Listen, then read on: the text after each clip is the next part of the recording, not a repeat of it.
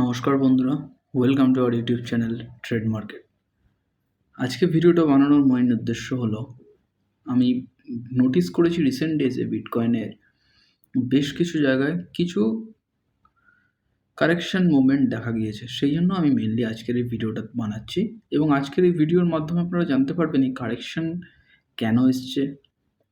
এর অনেকেই বলছে আজকের দিনে মার্কেট আবার ডাউন যাবে, অনেক কিছু হবে মার্কেটে। There are lots of conspiracy theories, but আমার অন্য কিছু মনে হচ্ছে। তো আমার সেই ওপিনিয়নটা কী সেটা বলার জন্যই আজকে এই ভিডিও, এবং সঙ্গে আমরা কয়েন মার্কেট ক্যাপের বেশ কিছু জিনিস আপডেট দেখব। চলুন শুরু করা যাক। তো প্রথমেই আমরা দেখতে পাবো বিটকয়েনের চার্টটা, উইকলি চার্টটা ওপেন করলে যে একটা প্রত্যেকটা র্যালি দেওয়ার পরে আপনি যদি দেখুন, আপনাকে আমি দেখাচ্ছি ব্রাশ টুলের মাধ্যমে, যে প্রত্যেকটা র্যালি দেওয়ার পরে একটা স্ট্যাগনেন্ট পজিশন দেখা যাচ্ছে, একটা সাইডওয়েজ মুভমেন্ট দেখা গেছে। দেখুন এবারটায় ডাউনফল হয়েছিল, তারপরে আবার দেন আবার। তো I think this is a sideways movement. আমি লাস্ট ভিডিওতে বলেছিলাম বিটকয়েন সাইডওয়েজ মুভমেন্ট করতে পারে, তো সেটা ওয়ার্কআউট করতে পারে। এবার আমরা ডেলি চার্টে গিয়ে সেটাকে দেখব। তো ডেলি চার্টে যদি আমরা দেখি, বিটকয়েন একটা সুন্দর আপনি দেখতে পাবেন, এই দেখুন একটা সাইডওয়েজ মুভমেন্ট করছে। এই মুভমেন্টটা যত কন্টিনিউয়েশন বাড়বে এবং বিটকয়েনের ডমিনেন্স এই কন্টিনিউয়েশনের সঙ্গে কমবে, সেক্ষেত্রে কিন্তু আমাদের অল্ট কয়েনের ক্ষেত্রে এটা অনেক বেশি পজিটিভ মুভমেন্ট হবে, এটা আমার মনে হয়েছে। এবার মার্কেটে অনেক রকম কনস্পিরেসি থিওরি চলছে যে বিয়ার মার্কেট আবার চালু হতে পারে, বিটকয়েনের ডাউনফল, বিটকয়েন 10% 15% পড়েছে।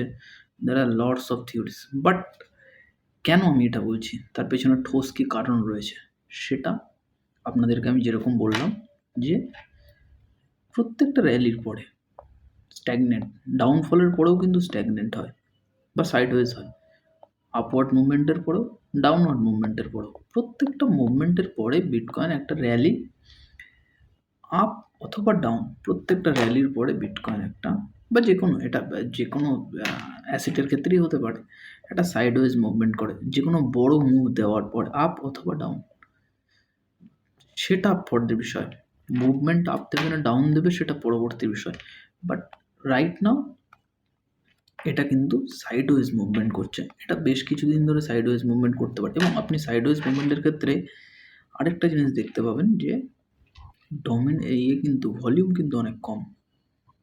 দেখুন ভলিউম কিন্তু অনেক কম, দুটো সেলিং প্রেশার ছিল, বাট সেই সেলিং প্রেশারে কিন্তু খুব বড় ক্যান্ডেল তৈরি হয়নি,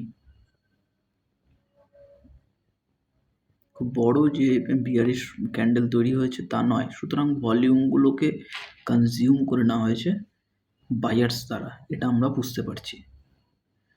এটা বিটিসির চার্ট অ্যানালাইসিস ছিল, কারণ আপনাদেরকে এই অ্যানালাইসিসটা দেওয়ার একটাই উদ্দেশ্য, যে আপনারা কনফিউজড হয়ে যেতে পারেন। সেই জন্য আপনাদেরকে অ্যাওয়ারনেস ক্রিয়েট করার জন্য এই ভিডিওটি। এই ডাউনফল মুভমেন্টের মানে এটা নয় যে বিটকয়েন বিয়ারিশ মুভমেন্টে চলে গেছে, অল্ট কয়েন শেষ।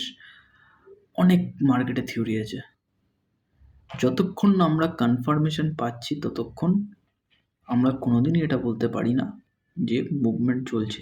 কি কনফার্মেশন দরকার আমাদের ডাউনফল মুভমেন্ট এটা হচ্ছে কিনা জানার জন্য? প্রিভিয়াস হাইকে যতক্ষণ না ব্রেক করে সে নিচের দিকে আসছে। প্রিভিয়াস হাই কত ছিল?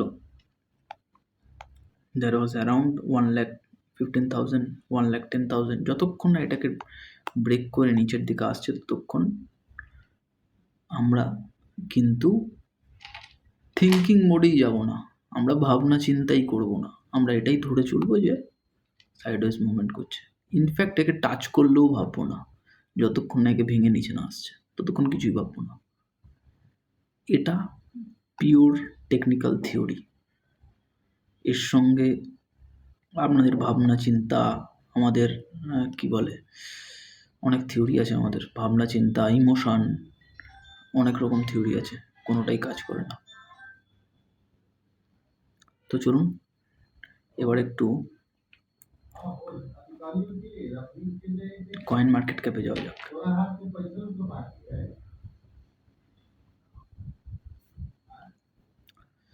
কয়েন মার্কেট ক্যাপে যদি দেখি ফিয়ার ইন্ডেক্স কিন্তু 63, grid, we are going towards grid. এবং অল্ট কয়েন সিজনে যদি দেখি আমরা কিন্তু ধীরে ধীরে অল্ট সিজনের দিকে মুভ করছি, যেটা আমরা লাস্ট ভিডিওতে বলেছিলাম। বিটকয়েনের ডমিনেন্স কমছে এবং সব থেকে বড় জিনিস ইথিরিয়ামের ডমিনেন্স কিন্তু 11%-এর ওপরে চলে এসেছে, প্রায় ক্লোজ অ্যারাউন্ড 12%। ইথিরিয়ামের ডমিনেন্স কিন্তু খুব কম ছিল। ইথিরিয়ামের ডমিনেন্স 10%-এর নিচে ছিল কিছুদিন আগেও, 9%, 10%-এ ছিল, যেটা আপনাদেরকে আমি বলেছিলাম যে ইথিরিয়ামের ডমিনেন্স বাড়বে। তো এটা ছিল আজকের আপডেট। এর সঙ্গে একটুখানি ইথিরিয়ামকে আমরা যদি অ্যাড করি,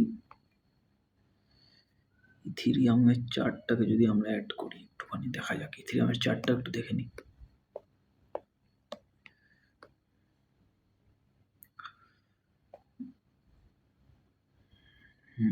দেখেছেন তো লাস্ট ভিডিওতে যেটা বলেছিলাম, এই সেম টাচ করে নিচের দিকে আসছে। এবার এখানে একটা সাইডওয়েজ মুভমেন্ট ক্রিয়েট হতে পারে এরকম, এইকে টাচ করবে যতক্ষণ না এই 3200 তো হবে না, 3200-তে এত খারাপ মার্কেট আশা করছি আসবে না এখনই যে 3200-কে টাচ করবে। তো দাঁড়ান ট্রেন্ড লাইন একটা হরিজন্টাল লাইন একটা ড্র করে দিই।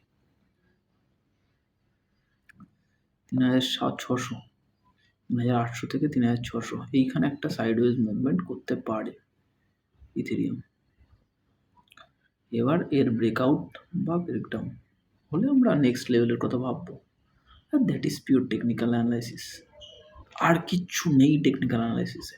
হ্যাঁ, কিছু ইন্ডিকেটার আছে, বেশ কিছু ইন্ডিকেটার আছে, যেরকম সবথেকে বড় ইন্ডিকেটার হচ্ছে আমার মনে হয়েছে RSI এবং MACD। এটা লিডিং, এটা ল্যাগিং, এটা নিয়ে আমরা আলোচনায় আসবো এরপরে।